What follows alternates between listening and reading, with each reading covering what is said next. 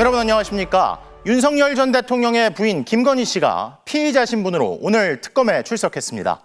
포토라인에선 피의자는 스스로를 아무것도 아닌 사람이라 칭했는데요. 하지만 이 말과 달리 지난 정권 내내 공공연하게 최고의 권력이라 불리며 한 번도 제대로 된 수사를 받지 않았던 피의자, 소위 V0가 공개 출석 조사를 받은 건 오늘이 처음입니다. 저 소식 윤상문 기자가 보도합니다. 국정농단 의혹의 정점 김건희 씨가 서울 광화문에 위치한 특검 사무실에 출석했습니다. 윤석열 전 대통령 재임 3년 내내 숱한 의혹들에 휩싸였지만 이제서야 제대로 조사를 받게 된 겁니다. 뒤늦게 국민들 앞에 선 김 여사는 사과의 뜻을 밝혔습니다. 국민 여러분께 저같이 아무것도 아닌 사람이 이렇게 심려를 끼쳐서 진심으로 죄송합니다. 수사 잘 받고 나오겠습니다. 전직 영부인이 특검 수사 대상이 된 것도 공개적으로 수사기관에 출석하게 된 것도 모두 이번이 처음입니다. 김 여사는 스스로를 아무것도 아닌 사람이라고 말했지만 특검은 피의자로 부르며 조사하고 있다며 혐의가 있음을 분명히 했습니다. 오늘 조사 대상만 5가지 의혹에 달할 정도로 혐의는 광범위합니다. 도이치모터스 주가 조작 의혹, 그리고 이와 관련된 윤석열 전 대통령의 허위 발언 혐의, 2022년 재보궐선거 당시 김영선 전 국회의원 공천에 개입했다는 이른바 명태균 게이트, 통일교 측으로부터 청탁 대가로 고가의 목걸이 등을 받았다는 건진법사 게이트와 2022년 나토 순방 당시 착용한 고가의 목걸이를 재산 신고하지 않았다는 의혹 등입니다. 김건희 국정농단 특검의 수사기간은 기본 90일에 최장 150일. 수사 개시 약 한 달 만에 최종 수사 대상을 대면하면서 특검팀은 수사의 성패를 가를 첫 분수령을 맞았습니다. MBC 뉴스 윤상문입니다. 오늘 김건희 씨는 예정된 시간보다 10분 늦게 경호 차량을 타고 특검 사무실에 도착했습니다. 그런데 검은 정장을 입고 카메라 앞에 나타나 굳은 표정으로 고개를 숙이며 자신은 별거 아니란 듯 말하는 메시지까지. 지난 20대 대선 직전 남편이 대통령이 돼도 아내의 역할에만 충실하겠다며 거듭 죄송하다고 말할 때와 비슷한 모습이었는데요. 출석 당시 상황 이지은 기자가 보도합니다. 김건희 여사는 검은색 경호처 차량을 타고 김건희 국정농단 특검으로 향했습니다. 전직 대통령의 부인 신분으로 경호 대상이기 때문입니다. 특검이 출석을 요구한 시간은 오전 10시. 김 여사가 탄 차량은 이보다 늦은 10시 11분에 광화문 인근 특검 사무실 앞에 도착했습니다. 현장은 스피커를 들고 응원하는 지지자들의 목소리와 김건희를 구속하라는 비판의 목소리들이 뒤섞였습니다. 검은색 정장에 흰 셔츠를 입은 김 여사가 굳은 표정으로 모습을 드러냈습니다. 마스크나 안경은 쓰지 않았습니다. 시선을 내린 채 출입문까지 30m가량을 걸어 들어간 김 여사는 경호 인력들과 함께 에스컬레이터를 타고 건물 2층으로 올라왔습니다. 포토라인에 선 김 여사는 낮은 목소리로 국민 여러분께 심려를 끼쳐 죄송하다는 짤막한 입장을 전했습니다. 국민들에 대한 사과 없이 수사기관에 나타났던 남편과 달리 사과의 메시지를 밝혔지만 의혹들에 대한 구체적인 입장을 묻는 취재진의 질문에는 답하지 않았습니다. 국민에게 더 하실 말씀 없으십니까? 추가 질문 나중에. 항상 죄송합니다. 명품 먹거리와 명품백은 왜 첫 해외 순방에 가짜 목걸이 차고 나가셨다고 하셨는데 그 이유가 있으십니까? 곧바로 김 여사는 엘리베이터를 타고 조사실이 있는 12층으로 향했고 10여 분 뒤인 10시 23분부터 조사가 시작됐습니다. MBC 뉴스 이지은입니다. 오늘 특검이 조사를 목표로 했던 김건희 씨 관련 의혹은 도이치모터스 주가 조작과 공천 개입 의혹 등 5가지입니다. 특검 수사 대상만 16가지 의혹에 이르다 보니 첫 조사는 이 정도로 시작한 건데요. 김지성 기자가 정리했습니다. 김건희 여사 출석 요구서에 적시된 사건은 5가지입니다. 이 가운데 특검은 도이치모터스 주가 조작 의혹부터 먼저 조사를 시작한 것으로 전해졌습니다. 도이치 주가 조작 미리 알고 계셨습니까? 지난 검찰 조사에 따르면 2009년부터 2012년 사이 이뤄진 도이치모터스 주가 조작 사건에서 김건희 여사와 어머니는 23억 원가량 이익을 받습니다. 하지만 검찰은 김 여사를 무혐의 처분했습니다. 이후 검찰이 재수사 과정에서 김 여사가 주가 조작을 인지한 정황이 담긴 육성 파일을 확보했고 특검은 이를 바탕으로 김 여사가 돈을 대는 역할을 하며 사실상 주가 조작을 공모한 건 아닌지 추궁한 걸로 전해졌습니다. 윤 전 대통령 부부가 명태균 씨로부터 김영선 전 의원이 보궐선거 공천을 받도록 개입했다는 이른바 명태균 게이트. 명태균 씨와는 왜 만나고 통화하셨습니까? 명 씨와의 통화에서 공천 관련 논의를 하는 김 여사의 육성이 이미 공개된 바 있어 초반부터 조사가 진행됐을 것으로 보입니다. 권성동하고 저기 윤한영이가 반대하더만 보니까 그렇죠? 예, 그럼 당선인이 뜻이라고 그렇게 해야 된다고 윤상현 아빠가 했는 것 같더라고요. 앞서 도이치와 공천 개입 관련 조사가 순조롭게 진행됐다면 건진법사 통일교 청탁 의혹까지 조사가 이어졌을 것으로 보입니다.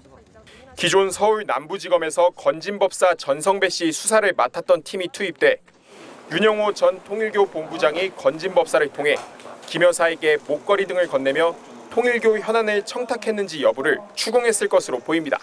김 여사가 2022년 나토 순방 당시 착용한 명품 장신구를 재산 신고하지 않은 의혹 역시 특검 조사 대상입니다. MBC 뉴스 김지성입니다. 자, 그럼 김건희 특검 바로 연결해서 현재 상황 알아보겠습니다. 부민지 기자, 자, 김건희 씨에 대한 조사가 다른 조사들보다 좀 일찍 끝났네요. 네, 김건희 여사 조사는 오후 5시 50분쯤에 끝났고요. 조금 전에 7시 10분부터 조서 열람을 시작했습니다. 김 여사는 오늘 오전 이곳 광화문 특검 사무실 12층에 도착한 뒤 대기실에는 아주 잠깐 머무르고 오전 10시 23분부터 조사를 받기 시작했습니다. 특검은 조사 과정에서 김 여사에게 피의자라는 호칭을 사용했다고 합니다. 오늘 조사는 도이치모터스 주가 조작 의혹 등 출석 요구서에 적힌 5가지 사건 위주였는데 상당히 속도감 있게 이뤄진 걸로 보입니다. 문홍주 특검보는 오후 3시쯤 이미 준비한 피의자 신문사항 절반 이상을 소화했다고 밝혔는데요. 이때가 조사 3시간여 만이었습니다. 김 여사 측 변호인도 특검의 배려로 조사가 잘 진행되고 있다고 밝혔습니다. 김 여사는 오전에 1번, 오후에 3번 쉬면서 조사에 응했습니다. 진술 거부권을 사용하진 않았지만 조사 내용을 영상으로 기록하는 것에는 동의하지 않아 영상 녹화 없이 조사가 이뤄졌습니다. 자, 그런데 밝혀야 할 의혹은 워낙 많은데 오늘이 첫 조사고요. 피의자 쪽에서 뭐 또 아프다면서 입원할 수도 있고 어떻게 나올지 알 수가 없잖아요. 추가 조사도 예정이 돼 있습니까? 네, 특검 측이 김 여사를 또 불러서 조사하겠다고 아직 명시적으로 밝히진 않았습니다만 추가 조사는 불가피해 보입니다. 오늘 조사가 도이치모터스 주가 조작 의혹과 명태균, 또 건진법사 게이트 등 5가지 사건에 국한됐기 때문입니다. 삼부토건 주가 조작 의혹과 코바나 컨텐츠 협찬 의혹 등 김 여사를 상대로 조사해야 할 내용은 아직 많이 남아 있습니다. 김 여사 측은 앞서 특검에 조사일 사이에 최소 3, 4일간의 휴식 시간을 보장해달라는 내용의 의견서를 보냈는데요. 특검은 법과 원칙에 따라 진행하겠다는 입장입니다. 지금까지 김건희 국정농단 특검 사무실에서 전해드렸습니다. 김건희 씨는 오늘 출석하면서 갑자기 자신을 한껏 낮추는 듯한 모습을 보였습니다. 하지만 이 피의자는 과거에도 이미 이러다가 금세 표변했던 적이 있고 곳곳에서 위세 등등한 행동을 감추지 못해왔죠. 대통령을 뜻하는 이른바 V1보다 더 위에 있다고 해서 V0로 불렸던 그가 구체적으로 어떤 위세를 떨쳤는지 이준범 기자가 되짚어봤습니다. 특검이 나오라고 한 시간보다 10분 넘게 지각 출석한 피의자 김건희는 자신을 아무것도 아닌 사람이라고 했습니다. 국민 여러분께 저같이 아무것도 아닌 사람이 이렇게 심려를 끼쳐서 진심으로 죄송합니다. 하지만 김건희 씨는 대선 과정에선 자신이 러닝메이트인 것처럼 내가 정권 잡은 거기는 완전히 완전히 무사하지 못할 거야 아마. 윤석열 전 대통령 당선 뒤엔 대통령 부인이 아니라 대통령으로 착각하는 듯한 인식을 드러내왔습니다. 좀 적극적으로 저는 그 남북 문제 제가 좀 나설 생각이에요. 정말로. 그렇게 하세요. 네, 그래야 되고 남동을 해야 되고 그래서. 김 씨는 미국에서 탈북자들을 만나 저와 우리 정부가 끝까지 함께하겠다며 자신이 곧 정부를 대변하는 것처럼 말했고 경찰을 대동해 마포대교 순찰에 나서선 미흡한 점이 많고 개선이 필요하다며 격려가 아닌 지시를 내렸습니다. 이는 단순한 말실수 차원이 아니었습니다. 김 씨는 대선 기간 도움을 준 정치 브로커를 위해 여당 공천에 관여하며 자신에게 없는 권한을 행사했다는 논란을 자초했습니다. 당선인이 지금 전화했는데 예. 하여튼 당선인 이름 팔지 말고 그냥 미르라고 했어요. 지금 전화해서. 예, 고맙습니다. 당연하죠. 영부인이 민간인에게 디올백 받는 영상이 공개되며 거센 비판을 받았지만 정작 수세에 몰린 건 김 씨의 사과를 요구했던 여당 대표였습니다. 제가 사퇴 요구를 거절했기 때문에 구체적인 내용에 대해서는 말씀드리지 않겠습니다. 주가 조작, 명품백 수수, 공천 개입 등 각종 의혹이 터져나와도 검찰 수사는 김 씨 앞에서 모두 멈춰섰습니다. 이렇다 보니 김 씨에겐 대통령 VIP보다 앞선 실세라는 의미의 V0라는 호칭이 붙었습니다. 영부인 되면 조용히 지내겠다던 대선 기간 약속이 무색해진 겁니다. 남편이 대통령이 되는 경우라도 아내의 역할에만 충실하겠습니다.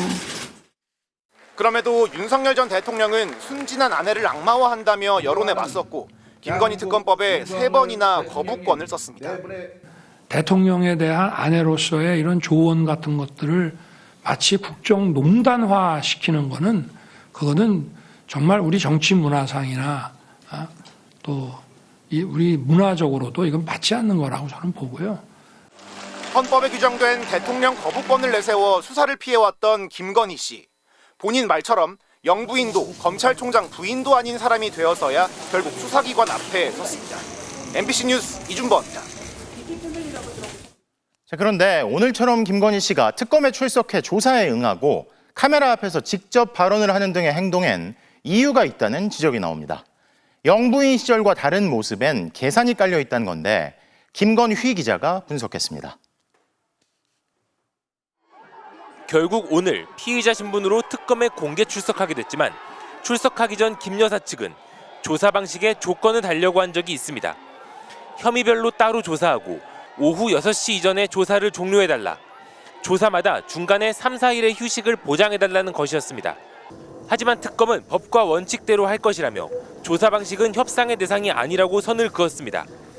과거 김 여사는 도이치모터스 주가 조작 의혹 등과 관련해선 검찰청사가 아닌 제3의 장소에서 검사의 방문 조사를 받았습니다. 21대 대선 전에는 서울중앙지검 명태균 게이트 수사팀의 출석 요구에도 3차례 불응한 바 있습니다. 하지만 이번엔 특검의 강경한 입장에 김 여사 측은 적극적으로 조사에 응하는 방식으로 선회했습니다. 그동안 수사기관을 대하던 태도와 완전히 달라진 겁니다. 남편인 윤석열 전 대통령이 특검의 수사나 재판을 거부하며 버티기 전략으로 나오는 것과도 딴판입니다. 윤 전 대통령은 내란 우두머리 혐의만 유죄로 인정되어도 사형이나 무기징역을 받게 됩니다. 이 경우 다른 혐의가 추가로 적용된다고 형량이 더 늘어날 수가 없습니다. 그래서 수사나 재판을 거부하며 탄압을 받고 있다는 주장을 계속해도 정치적으로 이득을 볼 뿐 손해볼 게 없다는 판단을 했을 수도 있습니다. 하지만 김 여사는 사정이 다릅니다. 삼부토건 주가 조작 의혹처럼 김 여사와의 연결고리가 아직 불확실하거나 통일교 청탁 의혹 등 물증이 나오지 않은 사건들이 있어 적극적으로 소명을 해야 혐의를 줄일 수 있기 때문입니다. 그래서 김 여사의 출석은 특검의 압박에 밀린 선택이라기보다는 고도의 법률적 대응일 수도 있다는 분석도 나옵니다. MBC 뉴스 김건희입니다. 도이치모터스 주가 조작과 임성근 전 사단장 구명 로비, 2개 사건의 이른바 키맨으로 꼽히는 이종호 전 블랙펄 인베스트 대표가 어제 구속됐습니다. 김건희 씨 관련 의혹들의 중심에 있는 인물의 신병을 특검이 확보한 건데요. 최측근으로 불리는 이들이 줄줄이 수사선상에 오르고 구속까지 이르면서 특검 수사가 빠른 속도로 의혹의 정점을 향해 가고 있습니다. 차현진 기자의 보도입니다. 김건희 여사의 계좌 관리인으로 알려진 이종호 전 블랙펄 인베스트 대표가 어젯밤 구속됐습니다. 법원은 증거를 인멸할 염려가 있다며 이 전 대표의 구속영장을 발부했습니다. 이 전 대표는 김 여사와의 친분을 내세워 집행유예를 받게 해주는 조건으로 도이치공범 이정필 씨에게 8천만 원을 받은 혐의를 받고 있습니다. 오늘 변호사법 위반 부분에 대해서 어떻게 법정에서 소명하셨습니까? 성실히 임했어요. 이종호 전 대표는 김 여사 관련 여러 의혹에 동시에 등장하는 핵심 인물입니다. 도이치모터스 주가 조작 사건의 컨트롤타워 역할을 한 것은 물론이고 삼부토건 주가 조작 사건과 임성근 전 사단장 구명 로비 의혹에도 이종호의 이름이 등장합니다. 이 씨는 세관 마약 수사 외압 사건 관련 조병로 경무관 구명 로비 의혹 등에도 연루돼 있습니다. 건진법사 전성배 씨를 통해 김 여사 청탁용 다이아몬드 목걸이 등을 전달한 의혹을 받고 있는 윤영호 전 통일교 세계본부장도 구속 상태고 전 씨도 조만간 특검에 소환될 것으로 보입니다. 김 여사를 가장 가까이에서 보좌한 이른바 문고리 3인방, 유경옥, 정지원, 조영경 전 대통령실 행정관도 모두 특검에 여러 차례 출석해 장시간 조사를 받았습니다. 김 여사 일가의 집사로 불리는 김혜성 씨 역시 체포영장이 발부돼 특검이 인터폴 적색 수배 단계에 착수한 상태입니다.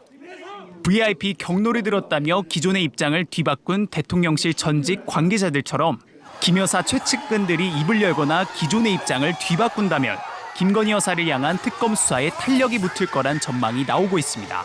MBC 뉴스 차현진입니다. 오늘 조사는 앞으로 여러 차례 이어질 김건희 씨 대면 조사의 시작일 것으로 보입니다. 삼부토건 주가 조작 의혹, 서울 양평고속도로 특혜 의혹, 집사 게이트 등 남은 의혹들이 아직도 많은 만큼 추가 대면 조사가 불가피한 상황입니다. 송정훈 기자입니다. 도이치모터스 주가 조작 의혹을 시작으로 첫 대면 조사에 나섰지만 실제 조사 시간은 5시간 20분 남짓이었습니다. 그런데 오늘 조사 대상이 된 5가지 의혹들 외에도 삼부토건 주가 조작 의혹, 서울 양평고속도로 의혹, 집사 게이트 등 특검의 수사 대상 의혹의 중심에는 모두 김 여사가 등장합니다. 특히 집사 게이트의 경우 특검이 수사를 새로 시작한 사건이라 들여다봐야 할 부분이 많습니다. 초반엔 특검법상 수사 대상이 아니라는 법원의 판단으로 압수수색 영장이 기각되는 등 어려움도 있었습니다. 하지만 다음 주면 집사 김예성 씨의 여권이 말소되기 때문에 베트남에 머물고 있는 것으로 알려진 김 씨의 신병을 현지 경찰이 확보할 수 있게 됩니다. 김 여사와의 연결고리에 대한 실마리를 찾기 위해선 김 씨를 한국으로 데려와 조사하는 과정이 필수적입니다. 삼부토건 주가 조작 의혹 역시 본격적인 수사는 특검이 진행했던 만큼 아직 갈 길이 멉니다. 이일준, 이은근 등 삼부토건 전현직 대표들이 특검의 첫 기소 대상이 됐고 단체 대화방 메시지로 의혹의 시발점이 된 이종호 전 대표가 구속됐지만 핵심은 김 여사의 개입 여부이기 때문입니다. 결국 추가 대면 조사는 불가피한 상황. 특검은 구속영장을 청구해 김 여사의 신병을 확보한 뒤 조사를 이어갈지 아니면 불구속 상태에서 계속 김 여사를 부르는 방식으로 조사할지 고민하는 것으로 알려졌습니다. MBC 뉴스 송정훈입니다. 특검은 최근 이른바 나토 순방 목걸이와 똑같이 생긴 모조품을 입수하면서 오늘 조사 대상에도 해당 의혹을 추가했습니다. 소상공인에게 샀다, 지인에게 빌렸다. 그동안 해명이 조금씩 바뀌었는데요. 이번에는 어머니 최은순 씨에게 모조품을 선물했다가 다시 빌려서 착용했다는 취지로 진술한 것으로 파악됐습니다. 유서영 기자가 단독 보도합니다. 김건희 여사의 혐의와 이어져 있다고 특검이 보는 고가의 장신구는 4개입니다. 통일교 측이 건진법사 전성배 씨를 통해 건넸다고 의심받는 6천만 원대의 그라프 다이아몬드 목걸이와 2022년 나토 순방에 동행하며 착용한 반클리프 앤 아펠 제품으로 알려진 목걸이, 까르띠에로 보이는 팔찌와 티파니 앤코 추정 브로치입니다. 이 가운데 반클리프 목걸이로 추정되는 물건을 특검이 김 여사의 오빠 김진우 씨의 장모 집에서 찾아냈지만 모조품이었습니다. 해외 순방에 가짜 목걸이 차고 나가셨다고 하셨는데 이유가 있으십니까?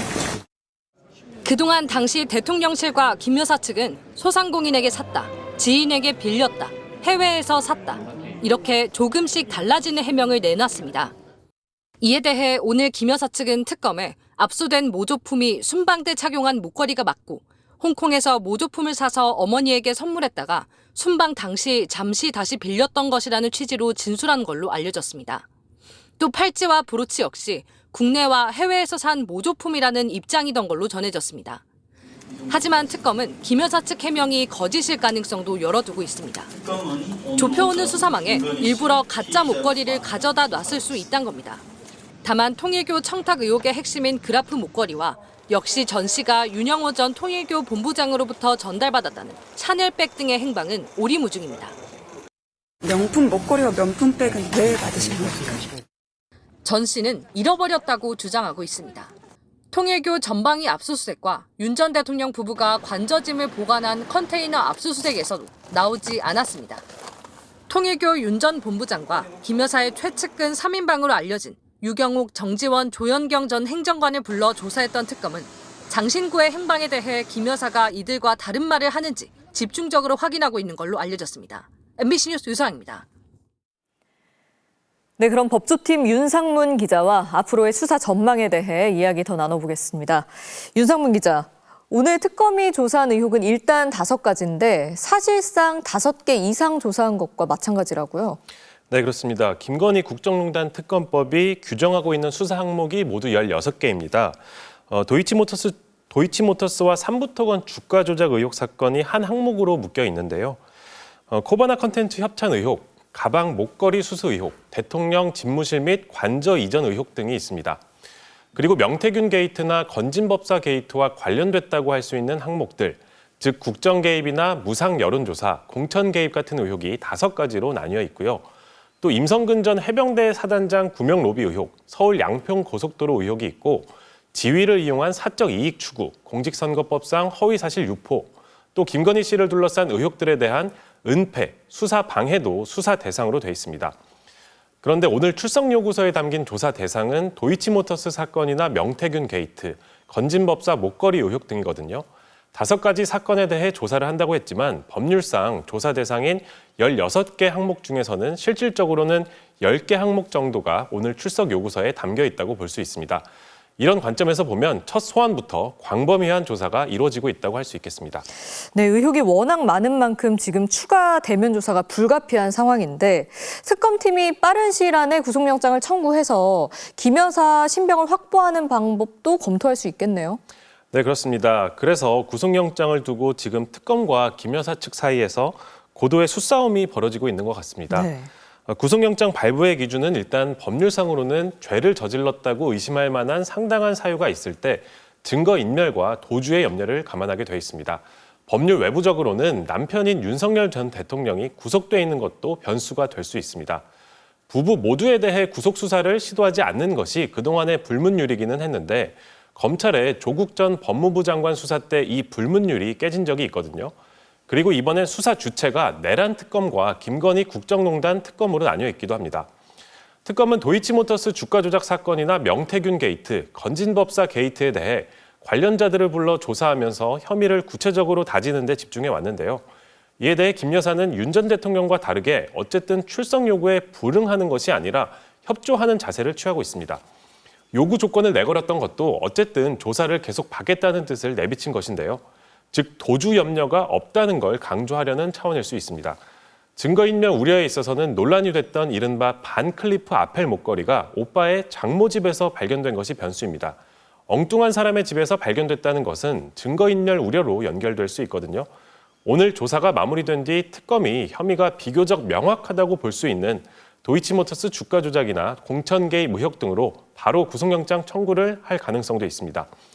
하지만 김 여사가 사실상 특검의 최종 수사 대상인 만큼 영장이 기각되면 수사 동력에 큰 타격이 갈 수밖에 없기 때문에 영장 청구 시점에 대한 특검의 고민이 매우 깊을 것 같습니다. 네, 여기까지 듣겠습니다. 법조팀 윤상문 기자 잘 들었습니다. 윤 전 대통령 부인의 명품백 수수 의혹을 조사하다 아무 조처 없이 사건이 종결되자 스스로 세상을 떠난 국민권익위원회 국장의 유서가 오늘 공개됐습니다.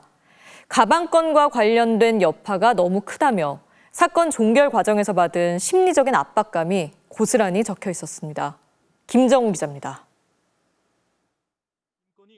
지난해 8월 김건희 여사 명품백 수수 의혹 사건을 조사하던 권익위 김모 국장은 사건이 종결 처리된 직후 스스로 세상을 떠났습니다. 순직 일주기를 앞두고 김 전 국장이 유서 형식으로 남긴 메시지가 한겨레 신문을 통해 공개됐습니다. 본인만 볼 수 있도록 한 메시지창에 김 여사 명품백 수수 의혹에 대한 기사부터 올렸습니다. 뒤이어 잘 해결할 수 있을 줄 알았지만 그게 안 되었다. 모두 죄송하다고 직원들에게 글을 남겼습니다. 김건희 여사에 대한 직접적인 언급은 없었지만 부패 방지 전문가로서 명품백 수수 의혹 사건을 종결 처리한 데 대한 자책이 잇따랐습니다.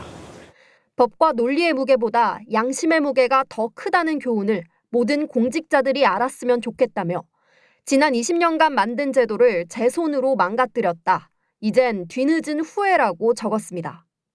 가방건 외의 사건들은 최선의 결과가 나왔다고 자부한다고도 적었는데 숨지기 전날에는 가방건과 관련된 여파가 너무 크다. 제 잘못은 목숨으로 치르려 한다. 그 방법뿐이라며 사건 처분에 대한 죄책감을 드러냈습니다. 유서 내용이 공개되자 유철한 권익위원장의 자진 사퇴와 함께 진상규명을 요구하는 목소리가 나왔습니다. 윤석열, 김건희 부부의 면죄부를 종용하는 정권의 부당한 명령에 억눌린 고인의 심적 고뇌가 얼마나 컸을지 책임자들에게 반드시 그 책임을 물어야 합니다. 앞서 유 위원장은 김 전 국장 순직 이후 사건 처리에 대한 외압은 없었다면서 일부 권익위원들이 요구한 내부 진상조사조차 진행하지 않았습니다. 사실과 다른 여러 가지 말들이 있는데 신고 사건 처리에 관련된 외압은 없었습니다. MBC 취재진은 유 위원장에게 이번 유서가 공개된 데 대해 어떤 입장인지, 사건을 종결한 권익위 판단이 옳았다고 보는지 등을 묻기 위해 수차례 연락을 시도했지만 연락이 닿지 않았습니다. MBC 뉴스 김정우입니다.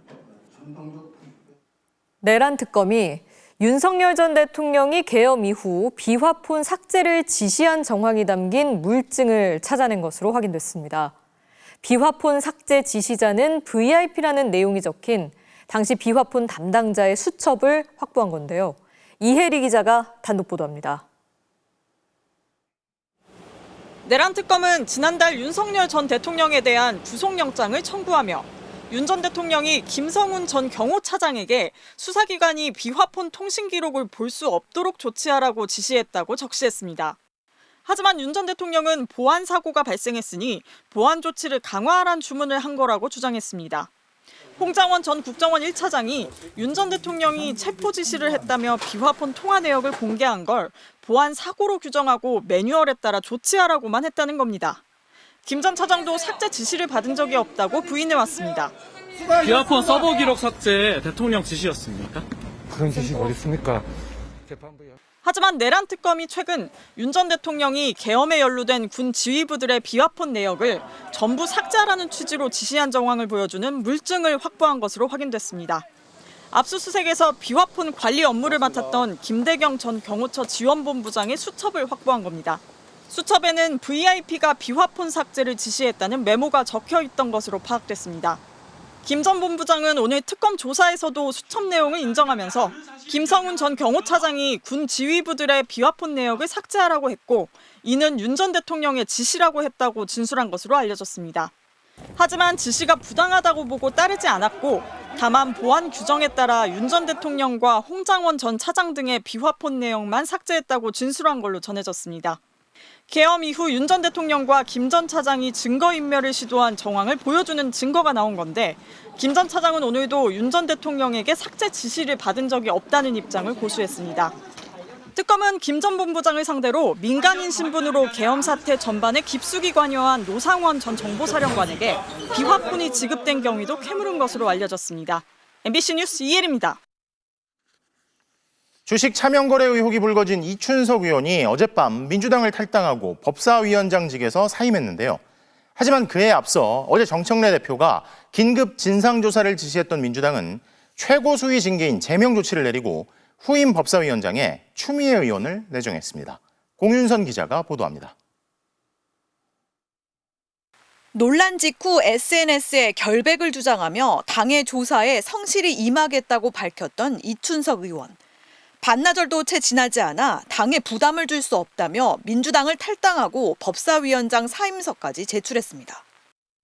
즉각 긴급 진상조사를 지시한 민주당 정청래 대표는 최고수위의 징계 조치인 제명을 결정했습니다. 자진 탈당으로 더 이상 조사는 어렵지만 추후 복당에 걸림돌이 되는 징계 회피 목적의 탈당으로 남기겠다는 건데 꼬리 자르기라는 비판을 차단하려는 의도로 보입니다. 주식시장에서 장난치다가는 패가 망신한다는 걸 확실하게 보여주겠다고 선언한 이재명 대통령과 이재명 정부의 기조대로 엄정하게 그러면서 공석이 된 법사위원장직에 곧바로 판사 출신의 육선 추미애 의원을 내정했습니다. 국민의힘 송원석 원내대표는 예정된 오전 일정까지 취소한 뒤 기자회견을 열어 법사위원장직을 넘기라고 압박했습니다. 진정한 반성과 책임은 국회의장과 법사위원장 독식의 폐단을 깨닫고 원내 2당에 돌려놓는 데서부터 시작해야 할 것입니다. 김문수 당대표 후보 역시 추미애 의원을 내정한 것은 야당과 협치하지 않겠다는 선언이며 국민과 야당에 대한 노골적인 도발이라고 비판했고, 이춘석 의원을 금융실명법 위반으로 경찰에 고발까지 한 주진우 후보는 민주당도 견제받아야 한다며 법사위원장직을 달라고 요구했습니다. 민주당이 법사위원장 자리를 유지하고 싶어하는 것은 모든 입법을 폭주하기 위한 것입니다. 야당의 역할을 말살하고 여당만으로 운영하려는 독재적인 발상에서 나온 것입니다. 국민의힘은 이춘석 의원이 이에 충돌 소지가 있는 정보를 불법적으로 이용한 의심이 든다며 이 의원에 대한 징계를 국회 윤리특별위원회에 요청했습니다. MBC 뉴스 공문선입니다. 휴가 중인 이재명 대통령이 이춘석 의원 의혹에 대해 직접 나서 긴급 지시를 내렸습니다. 엄정하게 수사하고 또 국정기획위원회에서도 이 의원을 즉시 해촉하라는 건데요. 김상훈 기자가 보도합니다. 휴가 중인 이재명 대통령은 이춘석 의원의 차명 주식 거래 논란에 대해 진상을 신속하게 파악하고 엄정 수사하라고 지시했습니다. 대통령 말씀은 이춘석 의원에 대해서 제기된 모든 의혹과 관련돼서 엄중하게 보신다는 말씀입니다. 또 대통령 직속 국정기획위원회 경제 2분과장에서도 이 의원을 즉시 해촉하라고 지시했습니다. 이 대통령이 직접 나선 배경에는 차명거래 의혹뿐 아니라 미공개 내부 정보를 이용한 주식거래 의혹까지 불거졌기 때문입니다. 국정위 경제 2분과장을 맡은 이 의원은 지난 6월 18일 과학기술정보통신부를 통해 AI 관련 보고를 받았고 관련 정책과 예산 등 내부 정보를 파악하고 있었습니다. AI 3대 강국을 만들겠다 하는 구체적인 그 공약 이행 계획을 여러분들에게 다시 보고 드리도록 하고요. 과 기부는 지난 6월부터 국가대표 AI 선발 공모를 시작했고 지난 4일 네이버 클라우드를 포함한 5개 정예팀을 선발했습니다. 발표 직후 본회의장에서 이 의원이 거래한 것으로 보이는 보유 종목은 네이버와 LG CNS, 둘 다 정예팀에 포함된 관련 주식입니다. 네이버 주식을 5주씩 분할 매도하는 듯한 모습도 찍혔습니다. 만약 이 의원이 내부 정보를 미리 듣고 주식을 사들여 정예팀이 발표되자마자 시세 차익을 위해 팔았다면 명백한 불법입니다. 또 허위 재산 신고 의혹도 제기됩니다. 이 의원 측은 보좌관 차모 씨의 스마트폰을 잘못 들고 가 사용한 것이라고 해명했지만 작년 10월 국정감사에서도 이 의원이 차 보좌관의 계좌로 주식 화면을 본 모습이 포착됐습니다. 이 의원이 차명 계좌로 거래한 정황들인데 정작 이 의원의 작년 말 재산 신고 내역에는 주식이 전혀 없었습니다. 경찰은 주식 관련 범죄를 전담하는 서울경찰청 광역수사단 금융범죄수사대에 이 사건을 배당하고 본격 수사에 착수했습니다. MBC 뉴스 김상훈입니다. 국민의힘 권성동 의원이 윤석열 전 대통령이 당선됐던 지난 2022년 대선을 앞두고 통일교 측으로부터 금품과 쇼핑백을 건네받은 정황이 잇따라 보도됐습니다. 더불어민주당은 권 의원을 국회 윤리위에 제소하고 형사 고발하겠다고 밝혔는데요. 이기주 기자가 보도합니다. 지난 2022년 1월 국민의힘 권성동 의원이 통일교 핵심 간부로부터 1억 원의 정치 자금을 지원받았다는 특검발 보도가 나온 지 하루 만에 권 의원이 같은 해 2월과 3월 두 차례 통일교 한학자 총재를 찾아가 큰절을 하고 쇼핑백을 받아갔다는 보도까지 나오자 더불어민주당은 권성동 의원에 대한 국회 윤리위 제소와 형사 고발을 예고했습니다. 통일교의 불법 자금이 당시 국민의힘 윤석열 대선 후보에게 흘러갔다면 20대 대선은 불법 선거가 되는 셈이라며 수사당국의 신속한 수사를 촉구했습니다. 큰절을 할 정도면 엄청난 하사품이 아니었을까 싶은데 권성동 의원에겐 혼자 죽느냐 다 같이 죽느냐 그것이 문제인 것 같습니다. 민주당에선 대통령의 최측근이라는 사람이 불법 정치 자금을 받기 위해 큰절까지 올렸다니 기가 막힐 노릇이다. 쇼핑백 속에 대체 무엇이 들어있었느냐 등의 비판도 터져나왔습니다. 조국혁신당과 진보당도 통일교 불법 자금 수수 의혹이 불거진 권성동 의원 비판에 가세했습니다.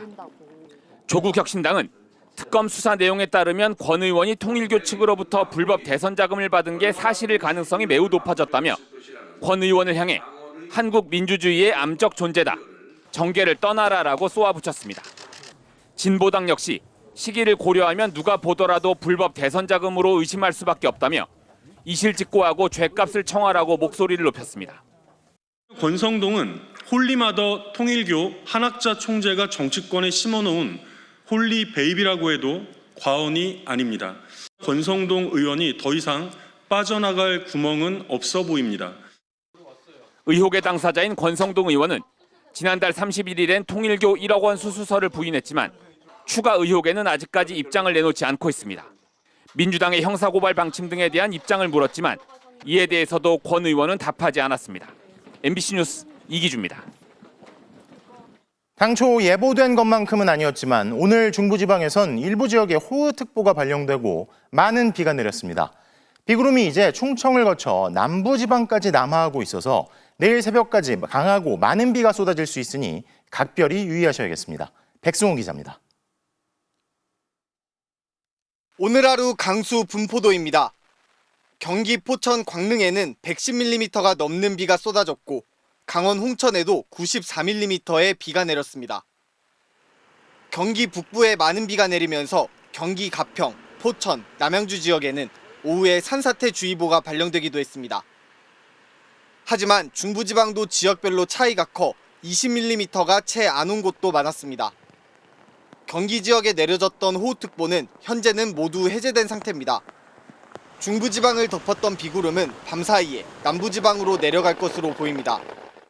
이 때문에 내일은 남부지방을 중심으로 돌풍과 천둥 번개를 동반한 강한 비가 내릴 것으로 보입니다.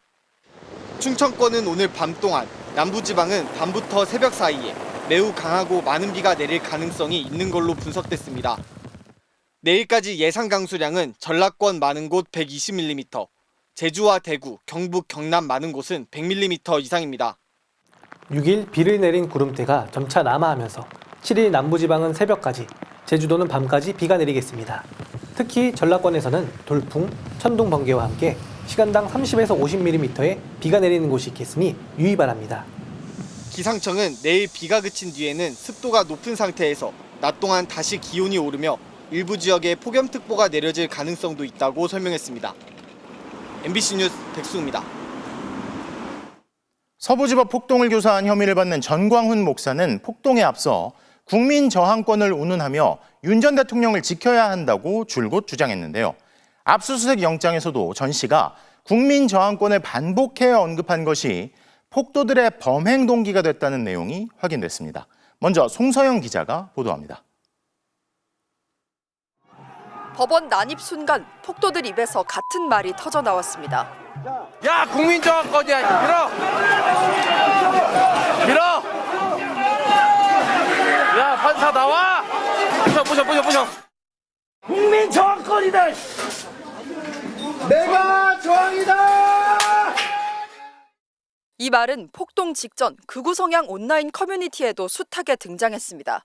폭동을 정당화하는 취지였습니다. 비상계엄 선포 이후 윤 전 대통령에 대한 정당한 수사를 전면 부정하는 극우 세력의 부적 같은 말이었습니다. 유포의 앞장선이는 전광훈 씨였습니다. 어디라고 체포영장을 때리고 난리야.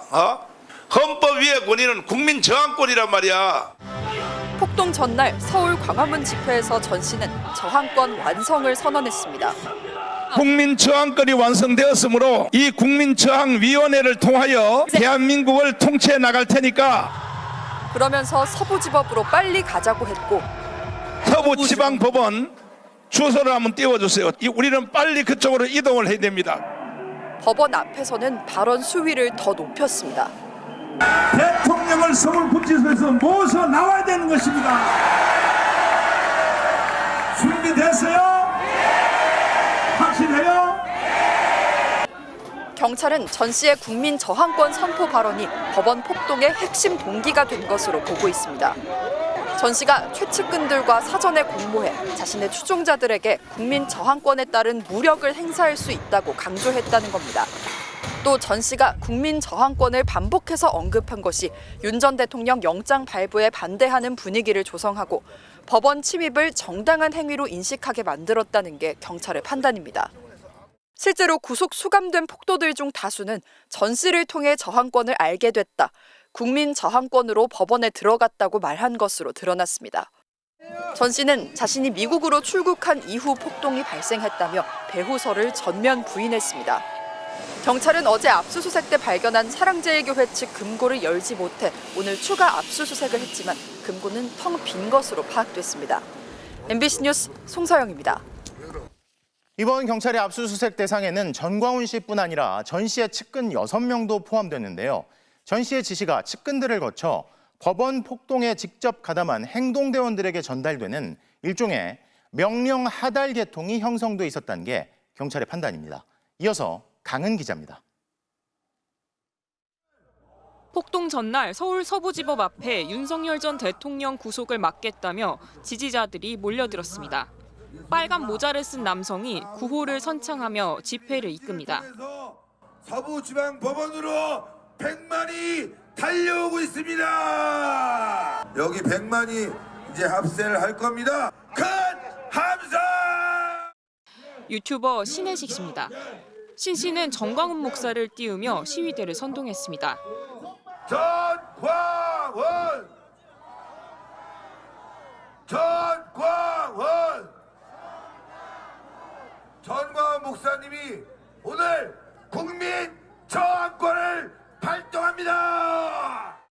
경찰은 신 씨가 정광훈 목사의 지시를 받고 법원 앞에서 미신고 집회를 연 걸로 보고 있습니다. 또 전 씨가 불법 집회에 모인 시위대 일부에겐 구속영장이 발부되면 법원에 물리력을 행사하도록 미리 명령했다고 영장에 적었습니다. 폭동교사 피의자로 전 씨와 함께 압수수색 대상이 된 신 씨의 역할은 연결고리였습니다. 전 씨의 명령이 신 씨 등 측근 4명을 거쳐 행동대원 격인 사랑제일교회 특임전도사들과 극우 유튜버 등에게 하달됐단 겁니다. 관저로 모이라고 명령을 내리셨어요. 사령관이. 그러니까 좀 나가야 돼요. 경찰이 영장 집행에 앞서 통신 기록을 분석한 결과 신 씨가 가장 전화를 많이 했던 인물군에 특임전도사 이영석 씨가 들어 있었습니다. 금전 지원도 확인됐습니다. 지난해 말 윤 전 대통령에 대한 국회 탄핵소추안이 가결되기 직전 신 씨가 이 씨에게 200만 원을 송금한 내역이 드러났습니다. 경찰은 정광훈 씨가 신 씨를 통해 금전 지원을 하며 우파 유튜버들을 관리한 걸로 판단하고 있습니다. 폭동에 대거 가담한 이른바 MG 결사대란 조직도 전 씨 측과 연계한 걸로 조사됐습니다. 단장을 맡았던 이지한 씨가 조직을 키우기 위해 신혜식 씨 등 정광훈 측근들과 접촉한 게 파악됐다고 경찰은 밝혔습니다. 신 씨는 자신은 불법 시위에 반대했고 폭동과도 무관하다며 배우는 따로 있다고 주장했습니다. 저는 국민의힘 책임져야 된다고 봅니다. 윤상현 의원 그 자리에 와서 격려했죠. 다른 국회의원들도 와서 격려하고 심지어 훈방될 거라고 얘기했죠. 경찰은 전 씨와 신 씨 등 피의자 7명의 휴대전화 기록을 분석하고 있으며 조만간 이들을 불러 조사할 방침입니다. MBC 뉴스 강은입니다. 올해만 4명의 노동자가 사망한 포스코 ENC 공사 현장에서 또 사고가 나자 이재명 대통령이 엄중한 대응을 지시했습니다. 건설 면허 취소 검토와 산업재해가 반복되지 않게 할 추가 제재 방안도 주문한 걸로 알려졌습니다. 홍신영 기자가 보도합니다. 올해만 공사 현장에서 노동자 4명이 숨져 대국민 사과에 나섰던 포스코 ENC. 그러나 사과 엿새 만에 또 외국인 노동자가 감전사고로 의식불명 상태에 빠졌고 휴가 중인 이재명 대통령이 직접 엄중한 대응을 지시했습니다. 매뉴얼 준수 여부 등을 철저히 확인하고 예방 가능한 사고는 아니었는지 면밀히 조사하라고 지시하셨습니다. 이 대통령은 포스코 ENC에 대해 건설 면허 취소, 공공입찰 금지 등 법률상 가능한 제재 방안을 전부 찾아 보고하라고 지시했고 산업재해가 반복됐을 때 기업에 가할 수 있는 추가 제재 방안도 주문했습니다. 징벌 배상제 등 가능한 추가 제재 방안을 검토하여 보고할 것을 지시하셨습니다. 포스코 ENC 공사 현장에서 사상자가 발생한 사고는 올해만 5건. 올해 1월 김해 아파트 신축 현장 추락 사고에 이어 지난 4월에는 광명 신안산선 건설 현장 붕괴 사고와 대구 주상복합 공사장 추락 사고가 났습니다. 이어 지난달 28일에 함양 울산고속도로 건설 현장에서 노동자가 기계에 끼어 사망하는 사고까지 나자 이재명 대통령은 지난달 29일 국무회의에서 미필적 고의에 의한 살인이라고 강하게 질책한 바 있습니다. 경찰은 포스코 ENC 감전사고 수사를 위해 경기 남부 광역수사단 18명으로 전담팀을 꾸리고 미얀마 국적 근로자 4명을 참고인으로 불러 조사하는 등 사고 원인 규명에 나섰습니다. MBC 뉴스 홍신영입니다. 어제 신세계백화점 본점에 이어 오늘은 전국 모든 지점에 경찰 특공대가 출동했습니다. 폭파 협박글이 이번에는 유튜브 댓글로 올라온 건데요. 경찰에 붙잡힌 협박글 작성자 중 한 명은 장난이었다는데 처벌은 가볍지 않습니다. 정한솔 기자입니다.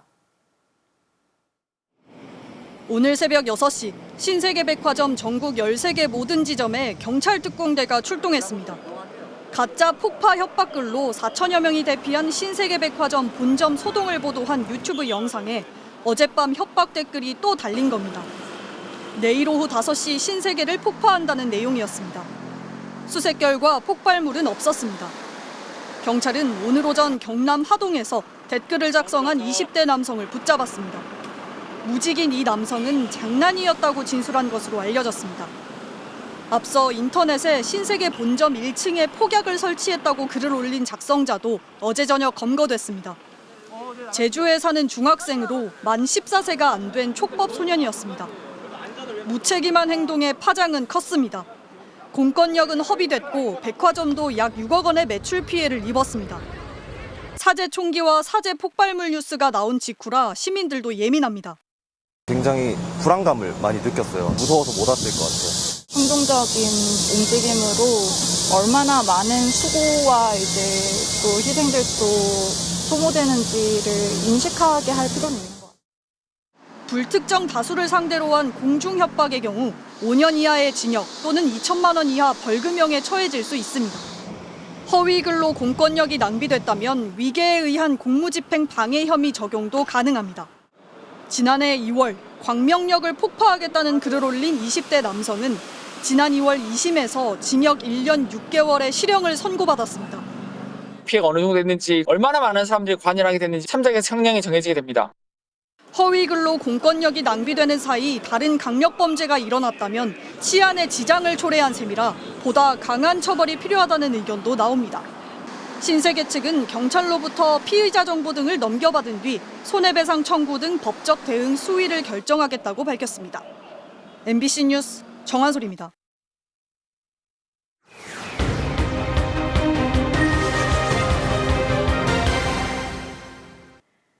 서울시는 청년층 주거비 부담을 낮춰주겠다는 취지로 청년 안심주택을 공급하고 있는데요. 그런데 최근 세입자 100여 세대가 살고 있는 청년 안심주택이 경매에 넘어갔습니다. 서울시라는 이름을 믿고 계약했지만 보증금을 떼일 위기에 놓인 건데요. 제보는 MBC 박솔립 기자입니다. 작년 4월 서울시 청년 안심주택에 들어간 30대 직장인 노모 씨. 보증금 3억여 원에 월세 14만 원. 주변보다 저렴해서도 좋았지만 전세 사기 걱정을 덜 수 있어 마음이 놓였습니다. 일단 서울시라는 이름이 있고 이름에서부터 청년 안심주택이라고 하니까 이 집은 정말 문제 생길 일이 전혀 없겠다라고 안심을 하고. 그런데 1년도 되지 않아 날벼락을 맞았습니다. 건물 일부가 경매에 넘어가면서 보증금을 돌려받지 못할 위기에 처한 겁니다. 같은 처지에 놓인 세입자는 130여 세대, 보증금은 240억 원에 이릅니다. 전세 사기를 피해서 온 게 이 집이거든요. 근데 이렇게 큰 사기를 당하게 될 줄은 몰랐어요. 서울시 청년 안심주택이라더니 어떻게 된 일일까요? 이 청년 안심주택은 서울시가 민간 임대사업자에게 세제 혜택 등을 주는 대신 민간업자는 의무 임대 기간 등을 채워야 하는 공공지원 민간 임대 방식으로 만들어졌습니다. 세입자들의 계약 상대방은 서울시가 아니라 민간업자입니다. 그런데 이 민간업자가 공사비를 제때 주지 못해 건물이 경매에 넘어가 버린 겁니다. 임대차 계약서도 믿을 게 못됐습니다. 계약서를 보면 전세보증금 반환 보증보험에 가입한 것으로 나옵니다. 하지만 임대업자는 계약서와 달리 보증보험을 들지 않았습니다. 대출을 줄이고 체납 세금도 갚아야 가입이 가능한데 임대업자가 조건을 맞추지 못한 겁니다. 보증보험은 세입자들을 위한 안전장치라 법적 의무사항이지만 어겨도 과태료만 내면 끝입니다. 관할 송파구청은 경매 처분 나고 넉 달 뒤인 지난 6월 과태료 3천만 원을 부과했습니다. 될 거니까 이제 걱정 말아라 하셔가지고 그래서 그냥 믿고 했었던 것 같습니다. 서울시에서 하는 거니까. 네. 서울시는 전담팀을 꾸리고 공공매입 등 대안을 제시했지만 구체적인 예상 확보 방안은 내놓지 않고 있습니다. 시행사가 무너지면 정책도 함께 무너지는 구조는 처음부터 설계가 잘못된 것입니다. 보증보험에 가입하지 않은 서울시 청년 안심주택은 이곳을 포함해 15개 단지, 3,100여 세대에 이릅니다. MBC 뉴스 박솔립입니다. 3년 전 한강 이남과 경기 남부에 쏟아진 기록적인 폭우로 10,000대가 넘는 차량들이 침수되고 10여 명이 목숨을 잃었죠. 이후 침수를 막기 위해 물막이판 장치들이 곳곳에 설치됐는데요. 제대로 설치가 된 건지 실제 예방 효과는 있을지 류현준 기자가 방재 전문가와 함께 현장을 둘러봤습니다. 서울 강남역 인근의 한 건물. 장치를 작동시키자 지하주차장 입구에 있던 1m 높이의 커다란 판이 올라옵니다. 주차장 침수를 막기 위한 물막이판입니다. 침수가 된다는 걸 너무 두려워하지만 말고 우리 건물은 이런 차단 시설이 있다는 걸 홍보를 하게 되면 저지대라든가 위험 지역에 있는 건물이라도 오히려 건물의 가치도 높일 수 있고 5분 거리의 주택가, 도로를 향한 반지하 집들의 창문마다 틀이 붙어 있습니다. 비가 오면 바로 물막이판을 끼울 수 있게 설치한 겁니다. 지대가 낮아가지고 이렇게 많이 침수가 됐어요. 근데 재작년에 여기 공사를 앞쪽에 공사를 해서 요번에 비가 많이 오면 어떨지는 모르겠는데. 과연 침수 예방에 효과가 있을까? 집집마다 물막이판의 높이는 제각각. 낮은 곳은 40cm도 채 안 됩니다. 환경부가 만든 도시침수 위험지도를 보면 100년 빈도의 폭우가 내릴 때 1대1 예상 침수 높이는 대부분 50cm 수준이고 최대 2m까지 잠기는 곳도 있습니다. 3년 전과 같은 규모의 폭우가 또 내릴 경우 피해가 반복될 수 있다는 뜻입니다. 설치했다 안 했다가 중요한 게 아니고 그 지역에 맞게 적절한 높이의 침수를 막을 수 있는 물막이판을 잘 설치해야 되는 기준이 필요한 겁니다. 한 건물 안에서도 주변보다 지대가 더 낮은 곳인데요. 그만큼 더 높은 판이 필요하지만 실상은 그렇지 않은 경우가 많습니다. 물은 같은 건물이라도 더 낮은 곳을 향해 흘러갑니다. 그래서 한 건물에서도 예상 침수 높이를 정하고 그에 맞는 높이 이상으로 시설을 설치해야 방어가 가능한 겁니다. 현재 서울시 침수 우려 지역의 물막이판 설치율은 3분의 2 수준. 단순히 설치율만 높일 게 아니라 현장에서 재난 대응 기준이 제대로 작동하도록 관리와 점검이 뒷받침돼야 한다는 지적이 나옵니다. MBC 뉴스 류현준입니다.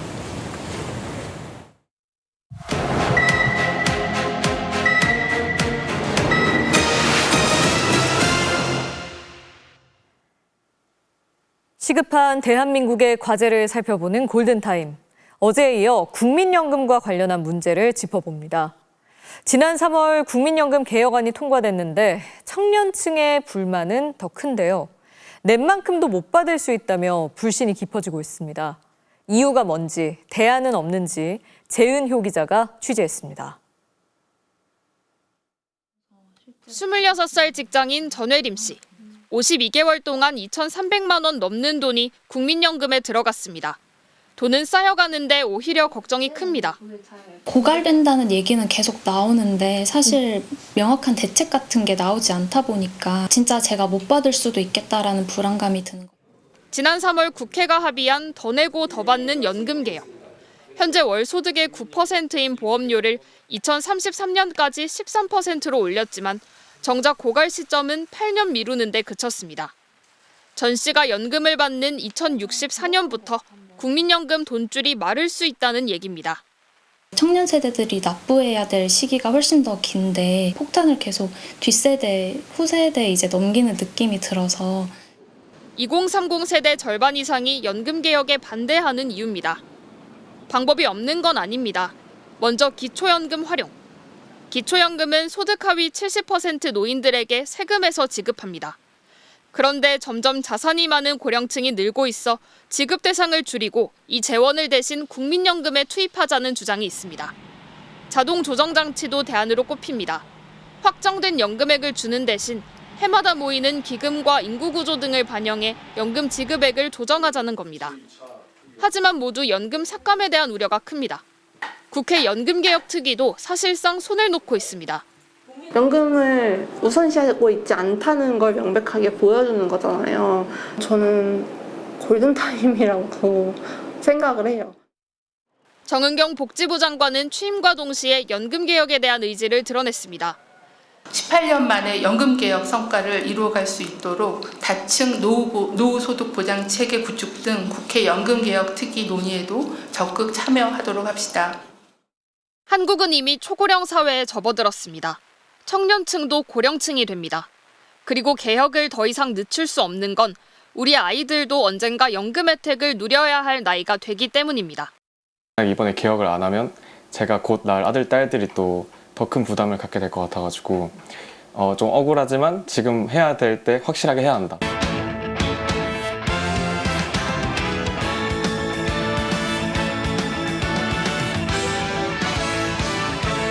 수요일 밤 스포츠 뉴스입니다. 손흥민 선수의 LAFC 이적이 사실상 확정됐습니다. 오늘 LA에 도착하자마자 홈 경기를 지켜본 손흥민은 내일 입단식을 가질 예정입니다. 손정훈 기자입니다. 어젯밤 LA로 출국했던 손흥민. 수많은 환영 인파가 나온 가운데 도착하자마자 LAFC 경기가 열린 홈구장부터 찾았습니다. Look who is in the building. Son Heung-min is in Los Angeles. We cannot wait to see him step on the field. 손흥민의 모습이 전광판에 잡히자 환호성이 터져 나왔고 손흥민은 손을 흔들며 인사했습니다. 구단에선 손흥민을 환영한다는 문구를 띄워 사실상 이적을 공식화했습니다. 벌써 손흥민의 이름을 새긴 LAFC 유니폼이 등장했고 선수들은 슈퍼스타와 함께 뛰는 게 꿈만 같다면서 큰 기대감을 나타냈습니다. Actually on the field, I looked up and I seen him in the stands, and I was like, oh, goodness, like this guy's watching me play. Like that's kind of crazy. I'm so excited to have him, and hopefully he brings many trophies to this club. 공교롭게 7년 전 토트넘의 미국 투어 당시 LAFC 구단의 초청을 받아 현지 팬들에게 기분 좋은 인상을 남기기도 했습니다. I didn't know they have a Korean supporter, so I've heard that you have a Korean community. It's a big in LA, but I'll be first time to LA, so I was very happy to see Korean fans. 손흥민은 내일 입단식과 기자회견을 마치며 팀에 합류해 데뷔전을 준비할 예정입니다. MBC 뉴스 손장훈입니다. K리그 수원FC의 4연승을 이끌고 있는 사박 선수가 축구뿐 아니라 출중한 노래 실력으로도 화제를 모으고 있습니다. 뮤직비디오까지 만들었다는데요. 박재영 기자가 만나봤습니다. 넘어져도 오뚜기처럼 일어나 기어이 볼망을 흔드는 힘에 조현우도 어쩌지 못한 기술적인 로빙슛까지 최근 3경기 연속골로 수원FC의 4연승을 이끈 사박에게는 특별한 재능이 더 있습니다. 골을 터뜨릴 때마다 노래를 부르는 세리머니로 남다른 흥을 과시한 사박은 최근 서울을 주제로 작사, 작곡한 노래에 직접 출연한 뮤직비디오까지 만들어 큰 화제를 모으고 있습니다.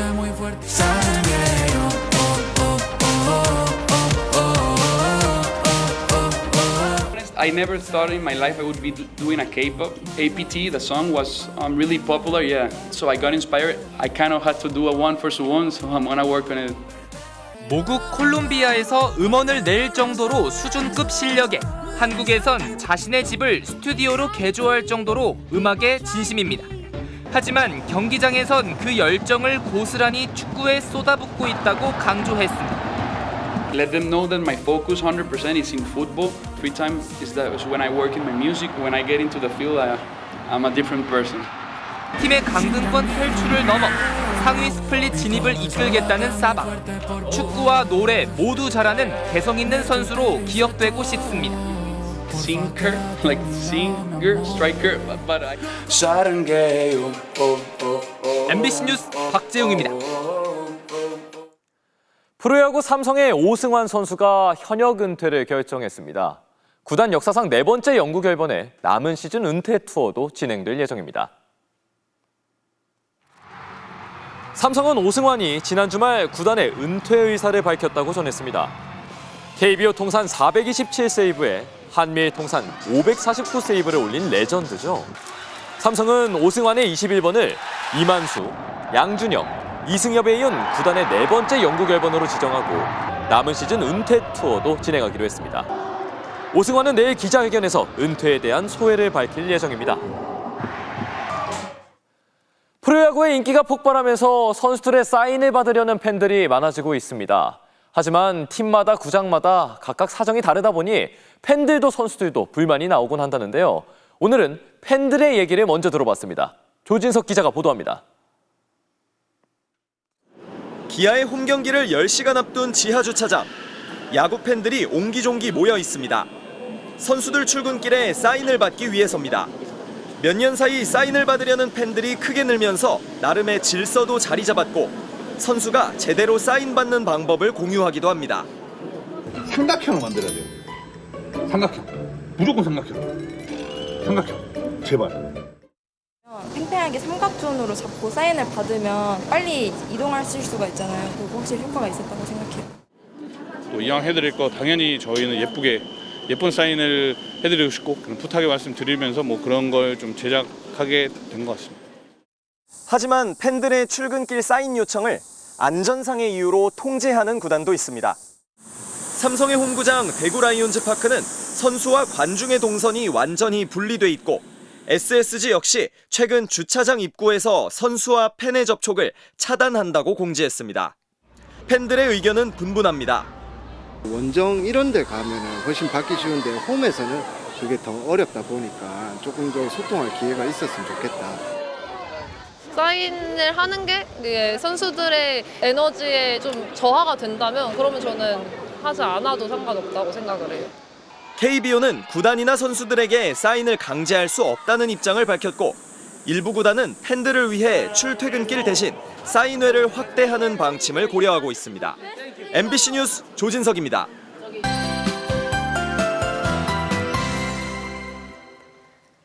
수도권 지역은 비가 그쳤는데요. 아직 충청과 남부지방은 비구름의 영향을 받고 있습니다. 지금 위성 레이더 화면을 보시면 남북으로 폭이 좁은 비구름이 점차 남쪽으로 이동 중입니다. 이번 비는 좁은 지역에 강하게 쏟아졌습니다. 누적 강우량을 보시면 포천, 광릉이 110mm로 가장 많은 비가 내렸고요. 서울은 22mm로 예상보다 적은 비가 내렸습니다. 지금 호우특보는 모두 해제된 상태인데요. 남부지방은 밤부터 비가 강해질 것으로 보입니다. 앞으로 호남 지역에 120mm 이상, 영남에 최고 100mm 이상의 많은 비가 예상되고요. 특히 밤사이 시간당 최대 50mm 안팎씩 매우 강하게 쏟아지는 곳이 있겠습니다. 비가 내리면서 폭염특보는 해제됐지만 절기 입추인 내일도 무더운 날씨는 계속되겠습니다. 광양의 한낮 기온이 34도, 밀양 35도까지 오르겠고요. 습도가 높아 더 후덥지근하겠습니다. 비는 내일 아침에 대부분 그치겠고요. 서쪽 지역부터 맑은 하늘 드러나겠습니다. 내일 아침 기온 서울이 25도로 열대야가 이어지겠습니다. 한낮 기온은 서울이 32도, 대구 33도까지 오르겠습니다. 다가오는 주말엔 남부지방에 또 비가 내릴 전망입니다. 날씨였습니다. 국민 눈높이에 어긋나지 않게 조심 또 조심하겠다. 남편이 대통령이 돼도 아내의 역할에만 충실하겠다. 과거 김건희 씨의 이런 말들 모두 가짜였습니다. 그리고 그때도 자신은 한없이 부족한 사람입니다 라고 했죠. 그런데 부족하고 대단한 존재가 아니라서 비판받고 수사받는 게 아니지 않습니까? 진짜 그렇게 생각하든 말든 중요하지도 않습니다. 본질을 호도하지 마십시오. 문제는 지금까지 해온 행동들입니다. 수요일 뉴스데스크 마칩니다. 시청해주신 여러분 고맙습니다.